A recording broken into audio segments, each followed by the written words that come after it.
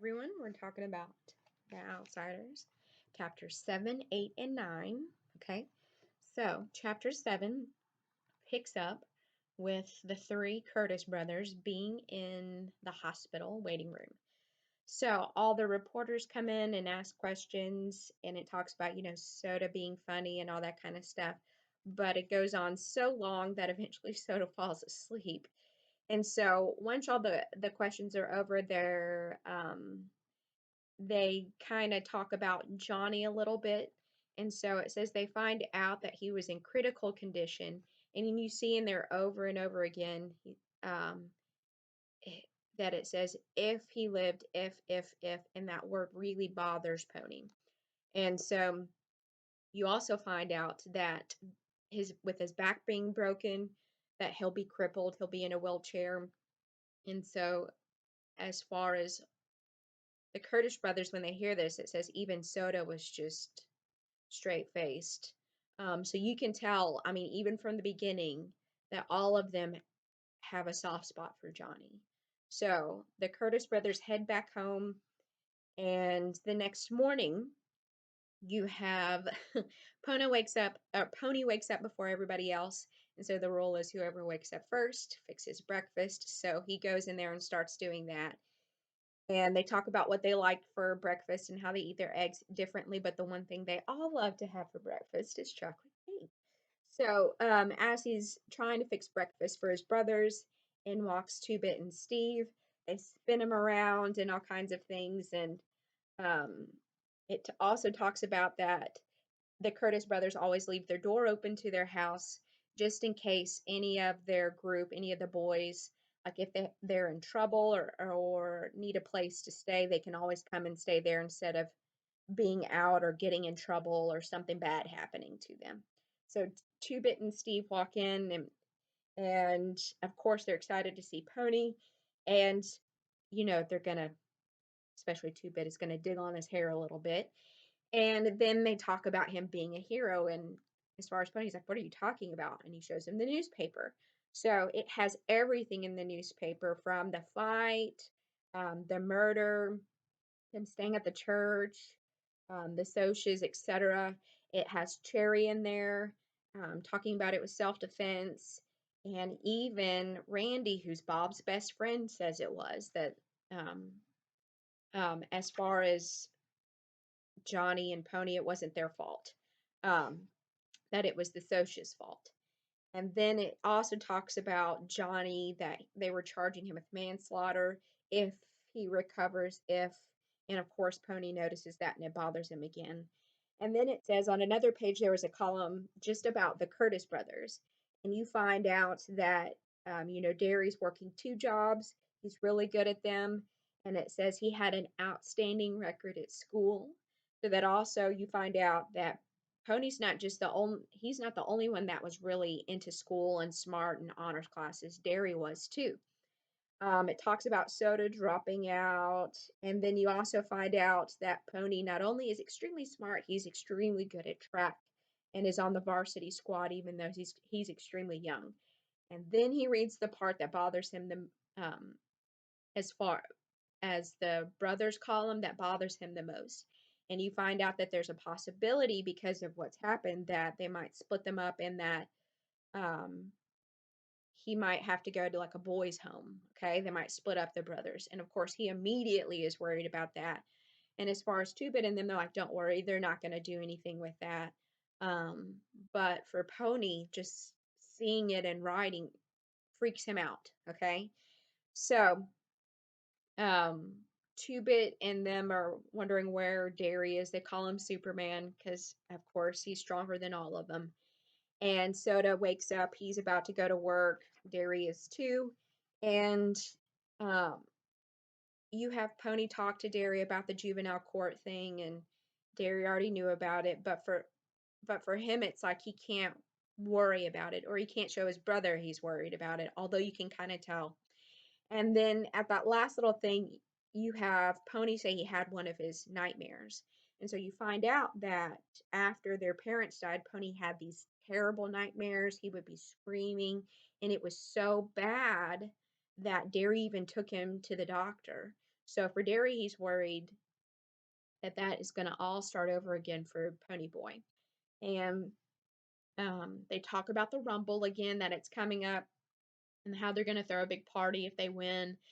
And then Pony says something about Sandy and bringing her. And so you find out that Sandy left for Florida to live with her grandparents down there while he was gone. And of course, Soda's completely torn up about that. So you have Derry and Soda leave for work, although Derry doesn't really want to leave him, but they eventually do anyways. And you have Pony stay with Two Bit the rest of the day. So they're walking along, and when I say they, I mean Soda and Two Bit, and they're heading towards the Tasty Freeze. And as they're walking, you find out that although everybody likes Two Bit, um, the one thing they can't stand about him is how lazy he is. And that'll resurface a little later on. So they get to the Tasty Freeze, and you'll notice in here every now and then Pony will say, "Oh, I had a terrible headache. Oh, I didn't feel good." And it's foreshadowing a couple of things there. And so when they get to the Tasty Freeze, here's the blue Mustang, and then out walks Bob's best friend, Randy. So Pony decides to go over to Randy and talk with him in the car. And so as Randy was talking, you can tell he's kind of where Johnny was when they were at the park. He's at the point where he's like, I can't take this anymore. I don't know anything anymore. They're at the point where, like, their breaking point, if you will. And Randy says, I'm sick of all of this, just sick and tired. And he talks about Bob, who's his best friend. I mean, he just had his best friend die. And he talks about his best friend Bob, his parents, and that all Bob really wanted was his parents to look at him and tell him, no, you can't have this, you can't do this. And his parents never did that. So he just pushed and pushed the boundaries until it got him, at the fountain dead. And you also have Randy say that he's not going to the Rumble. He talks about Johnny, that he might die. And he's like, I'm just sick of it because none of this does any good. Bob's dead, Johnny might die, the Rumble people are going to get hurt, and what does it change? You're still a greaser, I'm still a Soch, and it, what does it matter anymore? That's where he's at. So as far as him being upset about everything, you have that little phrase where it says, sorry, the phone's ringing, that things are rough all over, that phrase, okay? So as far as that phrase that Cherry said earlier, he's like, yeah, I see it. Like, I see it in Randy's face. Um, his whole world is collapsing around him, and he doesn't know how to fix it. Just like Pony, just like Johnny, they get to that point where they're like, I, I can't keep doing this. We can't keep doing this. Things have got to change. And it's like, how do I make them change? And Randy has that moment where he kind of talks about how Johnny and Pony saved those kids. He's like, I wouldn't have done that. And, Pony looks at him and he says, no, you would have. You're more than you think you are. You're more than just your label. Just like Pony and Johnny, you're more than just your label. And that's what Jerry's words were kind of meant. Like, you're what? Like, y'all are heroes. And at the end of that, after their conversation, it's kind of um, it's kind of like he ain't a Soch, he's just a guy. We're all just people. We're all just human beings, and we're all going through tough things. So instead of hating one another, let's look at each other like we're all just human beings trying to get through life.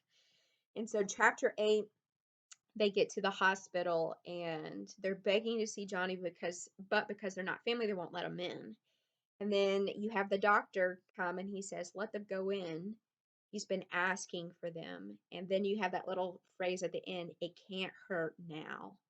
And then immediately it says, Two Bit didn't notice it, but Pony, um, he's like, he's dying. This is it. I mean, he can tell. And so they get in there and talk to Johnny. And of course, he's excited to see them. And he finds out that he's been written about in the paper and that they're telling him that or telling everybody that he's a hero. And of course, at that news, it says Johnny smiles and his eyes were glowing like, again, the Southern gentleman. That's all Johnny wants to hear. He doesn't want to hear greaser. He wants to hear hero. And so he asked Two Bit for hair grease and then another copy of Gone with the Wind. So Two Bit goes to get that, and you just have Johnny and Pony talking to one another. And so, Pony's just telling him things that he knows Johnny would want to know about, like Dally's going to be fine, Derry, they're fine, and um, as far as Johnny, he tells him, we can't get along without you. You're going to be just fine. And then you have Johnny kind of break down and he says, I don't want to die. 16 years isn't long enough. I haven't seen he just getting out in Windricksville was the only time he's ever been out of his neighborhood. And for him, he's like, I want to see the world. I want to be more than just my neighborhood or this street. He wants to go out and see the world and learn different things. And for Johnny, that's what he longs. He doesn't want to die. He wants to go and see what the world has, um, other than the greaser from this neighborhood. So you have this little section where the nurse comes in and she says his mother's there to see him. And of course, Johnny doesn't want to see her. He says so. And then in that moment, he gets so upset that he passes out. So the nurse asks the boys to leave, and Two Bit gives them the book, and they, Two Bit and Johnny are talking. Then again, you have this little thing that Two Bit says, and he says, we could get along without anyone but Johnny. All of them feel like, they all love Johnny. And so then you have this moment where you get to meet um, Johnny's mother, and she looks like Johnny, but then she doesn't. And it says her eyes were cheap and hard.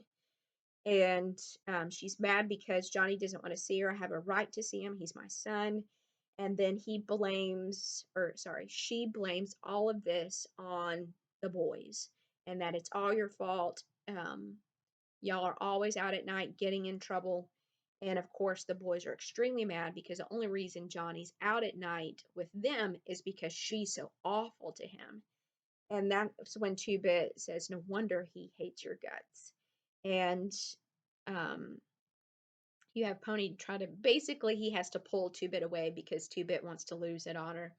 And then Pony feels awful because he remembers how lovely his mother was, and Johnny's mother is just awful. Okay, so eventually the two boys get inside and talk to Dally. Dally's his normal self. Tim Shepard came by and said hey to him, and Dally apologizes for hitting Pony so hard on the back because he was trying to get the fire out and he thought he killed him. And they're just kind of joking back and forth, and it gets to the serious question that Dally wants to know how Johnny is. And Two Bit says, I don't know, but he doesn't look good. And immediately Dally changes. And it says like he's in that dangerous mood where nobody can say anything to him.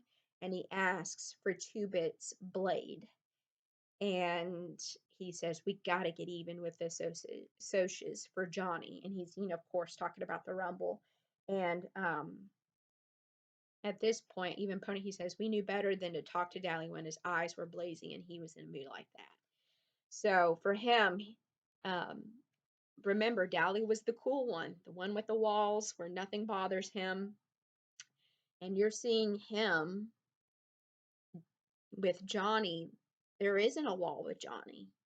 And so you're seeing Dally trying to deal with the emotions of Johnny. And you can see here, if you've watched these, or if you've read these chapters, you know what happens to Johnny at the end. And so, and Dally hasn't even experienced that yet, and he's already at his breaking point, which is a big deal. So, as they leave the hospital, they get to the bus stop, and again, over and over again, you see this bit where Pony doesn't look good, he doesn't feel good, and then Two Bit says he's got a fever, and he begs Two Bit not to tell Derry his secret. Don't tell him I don't feel good. Don't tell him I'm sick because he wants to be in the Rumble. So they're heading home, and as they're walking, you have Cherry Valance, okay? And she's by that vacant lot because remember, she's their spy. So she tells Two Bit that the Socias are going to play fair. They're not going to bring any weapons, etc. And then Two Bit starts to head away, and Cherry wants to talk to Pony. And as far as Cherry, she asks about Johnny, and although she cares about Johnny, she can't bring herself to go see him. And she doesn't really know why. She's like, I mean, he killed Bob, and I know it was Bob's fault, but for her, like when she looks at Bob or when she looks at Dally, like there's something in them more than just their facade. And the hard-nosed personality they show off. She's like, there's more to them than just that. They can be a leader. There's something different about them. People look up to them, and that's Bob and Dally. And so, of course, Cherry and Pony are both hurt. And so that bothers Pony and it bothers Cherry, and they kind of get in a little tiff. But in the end, they talk about the sunsets and that they can see it from both sides. And so it's reiterating to Cherry and Pony that they're not that different. So, chapter 9, you have Pony walk in. Everybody's getting ready for the Rumble. And, Derry doesn't really think Pony should be in it. He's worried about him, but, Pony talks him into it. And then, of course, Soda helps him out too. And as far as the Rumble itself, Pony has these weird feelings about it. And he just says, um, you know, he has a bad feeling in the pit of his stomach about it. And he's going, as they're walking towards the Rumble, he has all these thoughts in his head, like, why do I fight? And he can't really think of a good reason at all. And he's like, really, there's no good reason to fight at all except for self-defense. And so you're having Pony think about all these things that greasers have always just done. And for him, he's kind of realizing just because we've always done them doesn't mean I want to do them or that we need to do them anymore. Kind of like Randy. It doesn't do any good. Why am I doing this? It's kind of like they question what they've always known. And as they're walking, they get there with the Tim Shepard group. They're fighting with the greasers. And he looks at Derry and he's like, he he knows that Derry they're not always going to live in that terrible neighborhood. Derry's not always going to be considered a greaser. And he's like, I'm going to be like that. I'm not going to always live in a terrible neighborhood. I'm going to be like him. I'm going to get out of this place. I'm going to work and better myself so I can get out of where I am. So, they basically picked Derry to start off the Rumble and be the leader and the guy who represents their whole side. And because it says most of their guys are lean and things like that, they're skinny. So when the Socias get up there, um, they kind of line up and they announce the rules, no weapons or anything like that. And then, Derry's in charge of or steps forward and represents their group. And then you have a guy step forward and represent the Socias, and his name's Paul Holden. So Derry and Paul know each other. They used to be great friends in school.